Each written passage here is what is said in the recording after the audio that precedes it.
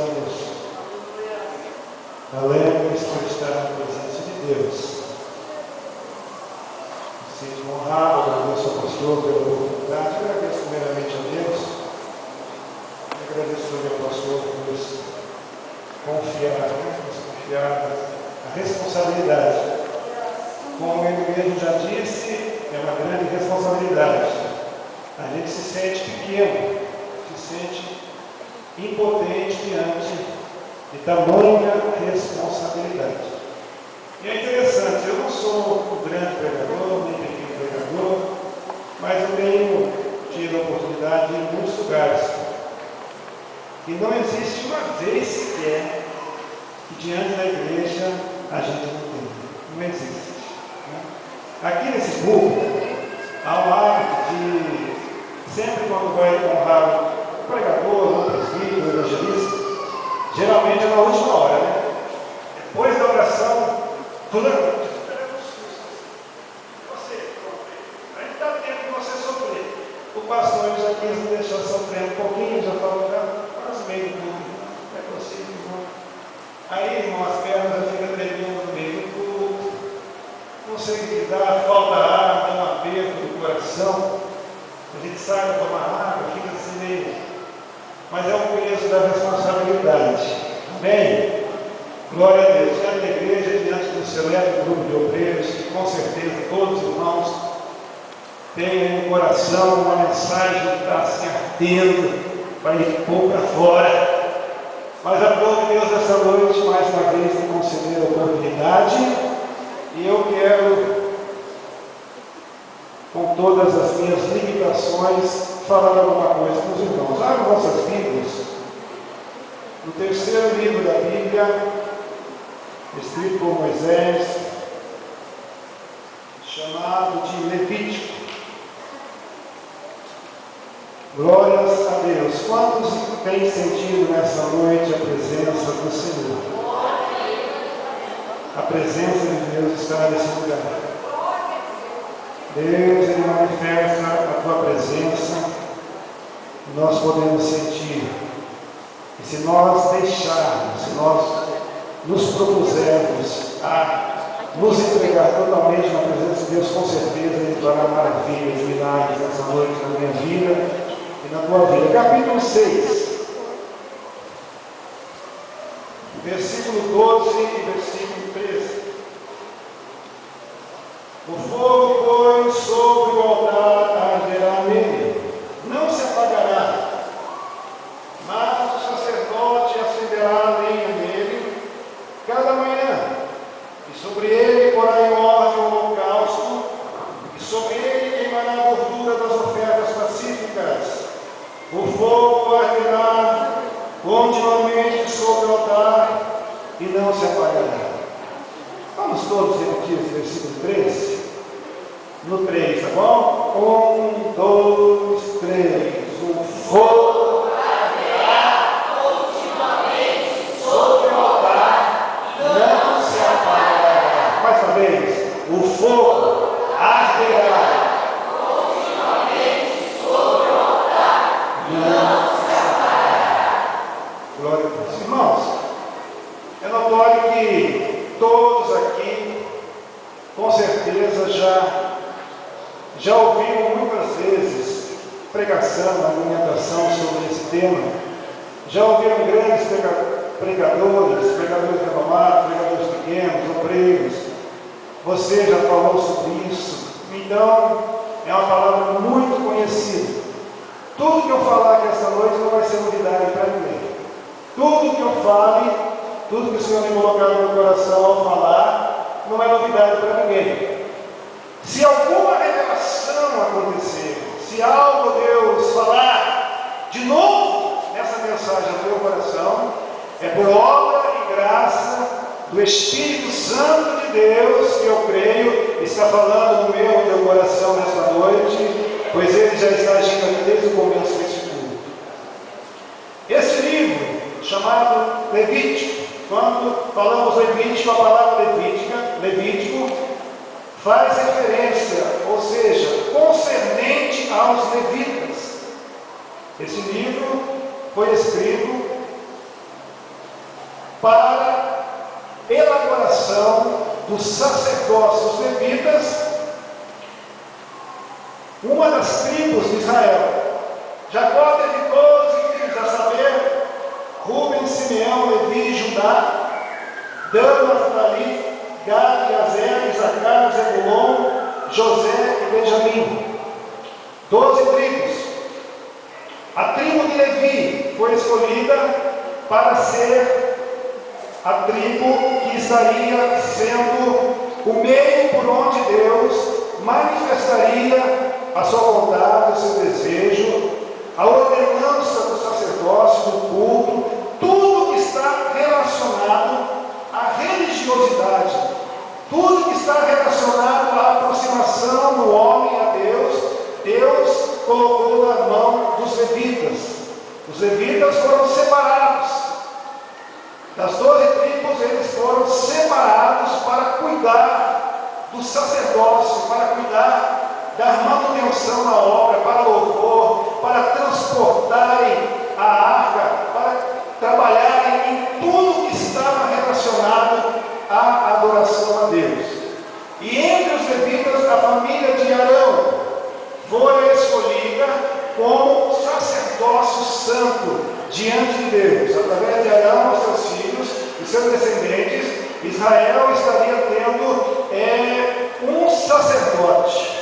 Eles seriam as pessoas que teriam a responsabilidade de zelar, de cuidar do sacerdócio, de zelar pela presença de Deus. Por isso Deus fez para eles: o fogo arderá continuamente sobre o altar. Deus estava falando diretamente com o sacerdote: vocês vão cuidar do altar, vocês vão zelar do altar, vocês de maneira alguma poderão deixar que essa chama se apague.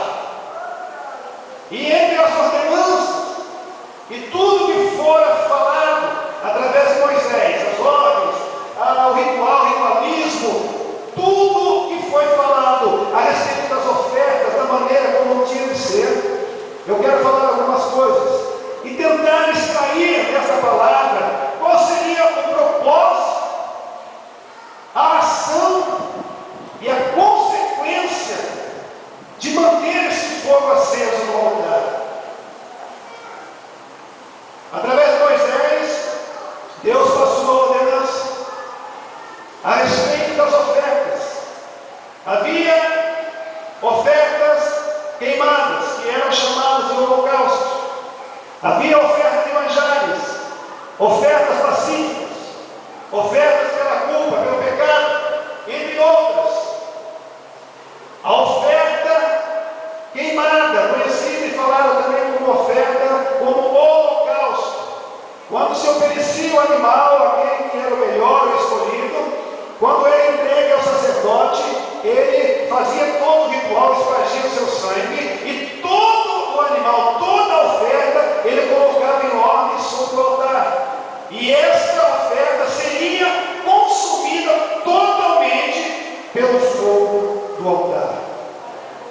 Quando se falava em oferta de manjares, era oferta de cereais, trigo, farinha, ou cozida ou crua, não poderia ter fermento. E dessa oferta, um punhado era lançado no fogo, e o restante ficava em poder do sacerdote. Quando se falava de oferta pacífica, traziam-se o animal, aspergiam o seu sangue, o animal era retirado e a gordura, e toda a gordura era queimada sobre o altar, porém a carne ficava em poder do sacerdote, era consumida pelo sacerdote e pelo ofertante. E a oferta pela culpa, pelo pecado, eram diferentes tipos de ofertas, conforme o pecado era oferta.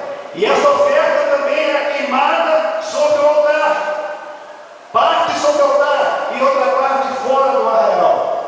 O que nos chama a atenção?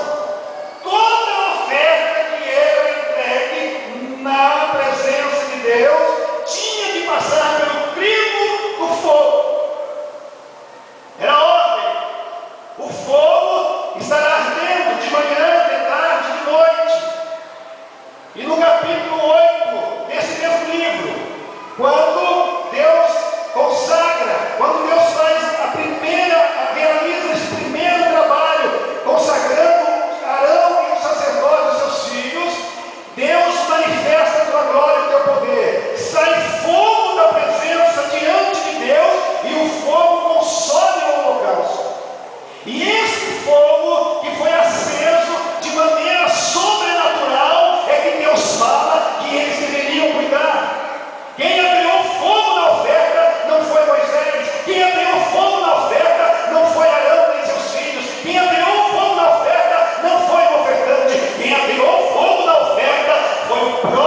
Jeová, e dos céus mandou fogo para consumir toda aquela oferta.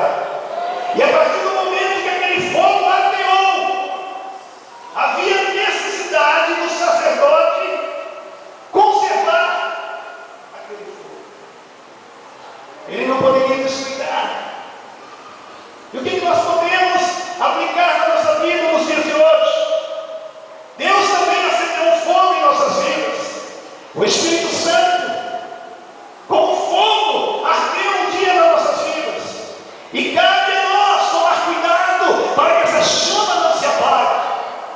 Existe alguém que quer apagar a chama do fogo do Espírito Santo de Deus na tua vida, mas nessa noite Deus nos diz: o fogo tem que arder, o fogo tem que arder, o fogo arderá continuamente sobre o altar e não se apagará.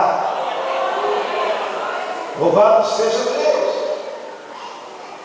O fogo, meus irmãos, é um elemento de simbologia muito forte, não só na Bíblia, em todas as nações, em todas as religiões.